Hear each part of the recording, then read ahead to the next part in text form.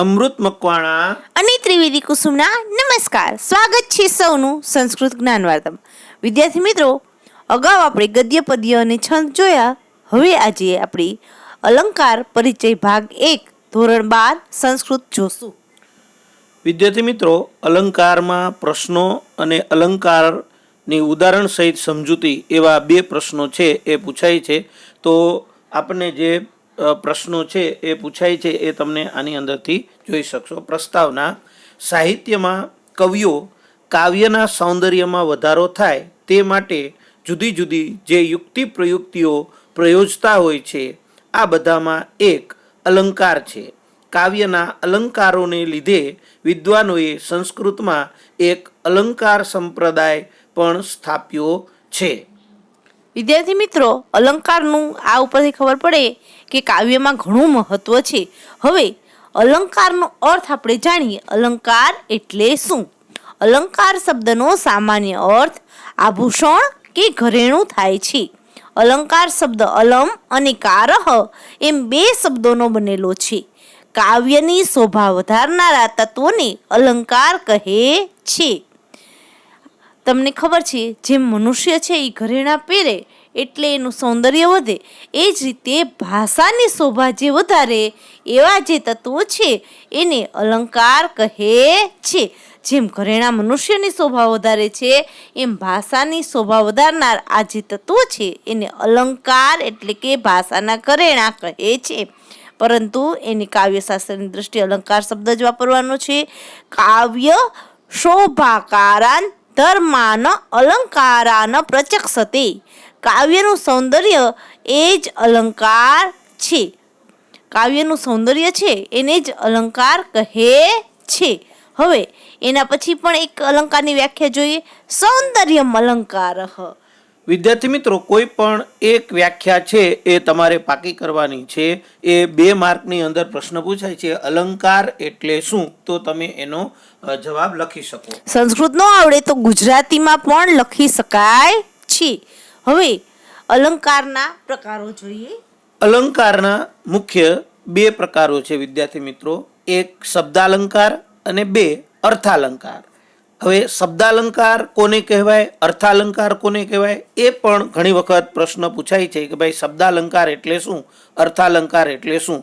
તો સૌ પ્રથમ આપણે શબ્દાલંકાર કોને કહેવાય એની વ્યાખ્યા છે આપણે જોઈએ. 11મામાં તમે આ બધા વિશે અભ્યાસ કરી જ ગયા છો, છતાં પણ 12મામાં આપણે રિપીટેશન થાય, તમને યાદ રહે એના માટે આપણે આ જોઈએ છીએ. તો શબ્દાલંકાર એટલે શું? કાવ્યના શબ્દોની શોભા કે ચમત્કૃતિ વધારે તે શબ્દાલંકાર. એટલે કે કાવ્યમાં જે શબ્દો વપરાણા હોય એનાથી કાવ્યની સુંદરતામાં એમાં ચમત્કૃતિ વધે એવા જે તત્વો છે એને શબ્દાલંકાર કહેવામાં આવે છે. અનુપ્રાસ, યમક આ બધા છે એ શબ્દાલંકાર છે. હવે અર્થાલંકાર કોને કહેવાય? તો કે કાવ્યના અર્થની સુંદરતા વધારે તે અર્થાલંકાર છે. એટલે કે અર્થમાં શોભા વધારે, અર્થથી આપણને કાવ્ય છે એ વધારે રસપ્રદ લાગે એવા જે તત્વો છે એને અર્થાલંકાર કહેવાય. હવે અર્થાલંકાર કયા કયા છે? તો કે ઉપમા, રૂપક વગેરે જે અર્થને કારણે કાવ્યની શોભા વધારે છે. આ ઉપરાંત અલંકારનો એક ત્રીજો પ્રકાર છે ઉભયાલંકાર. ઉભયાલંકાર, ઉભય એટલે 2, એટલે કે જેમાં શબ્દ અલંકાર પણ હોય અને અર્થાલંકાર પણ હોય એવા અલંકારને ઉભયાલંકાર કહે છે. હવે વિદ્યાર્થી મિત્રો, અલંકારનું શું મહત્વ છે તે આપણે જોઈએ. બોર્ડની પરીક્ષાની અંદર એવો પણ પ્રશ્ન પૂછાય છે, અલંકારનો અર્થ આપી અલંકારનું મહત્વ જણાવો. અહીં એક શ્લોક આપેલો છે જે અલંકારનું મહત્વ દર્શાવે છે. અલંકારમ વિના નારી યથા ન ખલુ રોચતે તથૈવ તમ વિના વાણી કવિના ન શોભતે. એટલે કે જેમ અલંકાર એટલે કે ઘરેણા વગર નારી છે એ ખરેખર રુચિપાત્ર થતી નથી, ગમતી નથી, પસંદ આવતી નથી, તેવી જ રીતે તેના વિના એટલે કે અલંકાર વિના કવિની વાણી છે એ શોભતી નથી. એટલે કે કવિ છે એ પોતાના કાવ્યમાં અલંકાર વાપરતા જ હોય છે. માનવના શરીરમાં જેમ કંકણ, કુંડળ વગેરે ઘરેણાં સૌંદર્યમાં વધારો કરે છે, તેમ કાવ્યમાં વપરાયેલા શબ્દાલંકાર અને અર્થાલંકાર કાવ્યની શોભા, સુંદરતા અને માર્મિકતામાં અભિવૃદ્ધિ કરે છે. વિદ્યાર્થી મિત્રો, હજુ સુધી જો તમે અમારી ચેનલ સબસ્ક્રાઇબ ન કરી હોય તો ઝડપથી સબસ્ક્રાઇબ કરો અને બાજુ પર દર્શાવેલ બેલ આઇકોન પર ક્લિક કરો, જેથી અમારા નવા વિડીયો તમને ઝડપથી મળતા રહે. હવે આપણે પ્રથમ અલંકાર એટલે કે શ્લેષ અલંકાર જે ધોરણ 12ના પાઠ્યપુસ્તકમાં પણ હશે, પાઠ્યપુસ્તક પર સાથે રાખવું તો શ્લેષ અલંકાર વિશે જોશું. તો વિદ્યાર્થી મિત્રો, કોઈ પણ વસ્તુ છે એ મુદ્દાસર તમે સમજાવો તો વધારે વ્યવસ્થિત અને વધારે ગુણને પાત્ર થતી હોય છે. તો આપણે સૌ પહેલાં દરેક અલંકાર છે એના લક્ષણ જોશું, ઉદાહરણ જોશું અને પછી એની સમજૂતી અથવા તો વિવરણ જેને કહેવાય તે જોશું. તો લક્ષણ શ્લેષ અલંકાર. વિદ્યાર્થી મિત્રો, બોર્ડની પરીક્ષામાં લક્ષણ અને ઉદાહરણ બે સંસ્કૃતમાં જ લખવાનું હોય છે, એટલે આપણે અહીં સંસ્કૃતમાં લખેલું છે અને એની સમજૂતી માટે નીચે પણ ગુજરાતી અનુવાદ છે એ લખેલો છે. શક્ય હોય ત્યાં સુધી આપણે લક્ષણ છે એ સંસ્કૃતમાં જ લખીએ. જો સંસ્કૃતમાં ન યાદ રહે તો ગુજરાતીમાં લખો તો પણ ચાલે, પણ સંસ્કૃતમાં લખવું ફરજિયાત છે. લક્ષણ છે શ્લેષ સહ વાક્યે એકસ્મિન યત્ર અનેકાર્થતા ભવેત. વિદ્યાર્થી મિત્રો, અહીં અનેકાર્થતા શબ્દ સમજવું પ્રિન્ટ મિસ્ટેક છે. યત્ર અનેકાર્થતા, થ ઉપર રેફ આવશે અને પાછળ તા આવશે. હવે ફરીથી કહી દઉં, શ્લેષ સહ વાક્યે એકસ્મિન યત્ર અનેકાર્થતા ભવેત. એટલે કે દરેક શબ્દનો પહેલા અર્થ કહી દઉં. લક્ષણમાં શ્લેષ એટલે શ્લેષ, સહ એટલે તે છે, તે વાક્ય એટલે વાક્યમાં, એકસ્મિન એટલે એક જ, યત્ર જ્યાં અનેકાર્થતા અનેક અર્થો, ભવેત જ્યાં એક જ વાક્યમાં અથવા એક જ વાક્યના અથવા એક જ શબ્દના અનેક અર્થ થતા હોય તેને શ્લેષ અલંકાર કહે છે.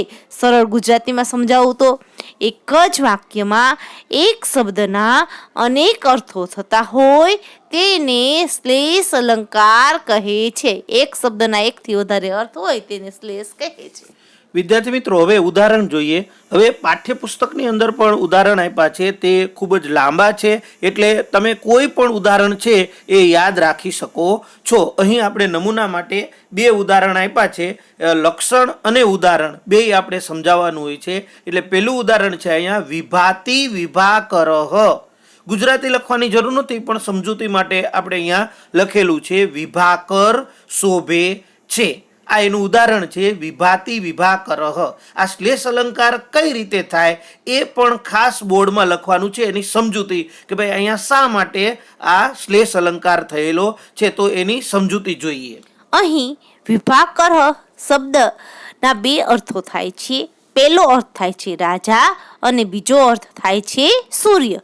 રાજા શોભે છે તેવો પહેલો અર્થ થાય અને સૂર્ય શોભે છે એવો બીજો અર્થ થાય છે. આમ અહીં એક જ વાક્યમાં બે અર્થો થતા હોવાથી શ્લેષ અલંકાર થયેલો છે. હવે અહીંયા બીજો ઉદાહરણ પણ આપેલું છે વીરતાહા સંતિ ભૂપાલાહા તુ મહાલયે. કોઈ પણ એક જ લક્ષણ વિદ્યાર્થી મિત્રો યાદ રાખવાનું છે. તમને જે સરળ પડે, તમને જે ટૂંકું લાગે, જે સરળતાથી યાદ રહી જાય તે શ્લેષ અલંકારનું ઉદાહરણ યાદ રાખવાનું છે.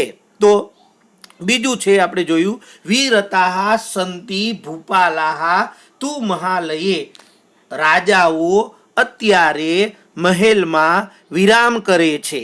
અને બીજો અર્થ થાય છે રાજાઓ અત્યારે મહાવિનાશમાં અટક્યા છે, એટલે કે મૃત્યુ પામ્યા છે. હવે શા માટે આ શ્લેષ અલંકાર થાય એની સમજૂતી છે એ આપણે જોઈએ. અહીં મહાલયે શબ્દના બે અર્થ થાય છે. એક અર્થ થાય છે મહેલ અને બીજો અર્થ થાય છે મહાવિનાશ એટલે કે મૃત્યુ.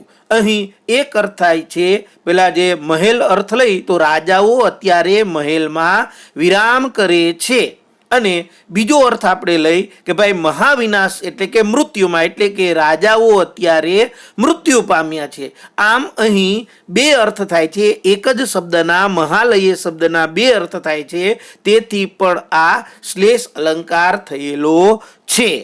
ભૂપાલાહા શબ્દનો અર્થ રાજા થાય છે અને વીરતા આ શબ્દનો અર્થ અટક્યા છે એવો પણ લઈ શકાય છે, અને આ વિરામ કરે છે એટલે કે રેસ્ટ લે છે, આરામ કરે છે એવો પણ લઈ શકાય છે.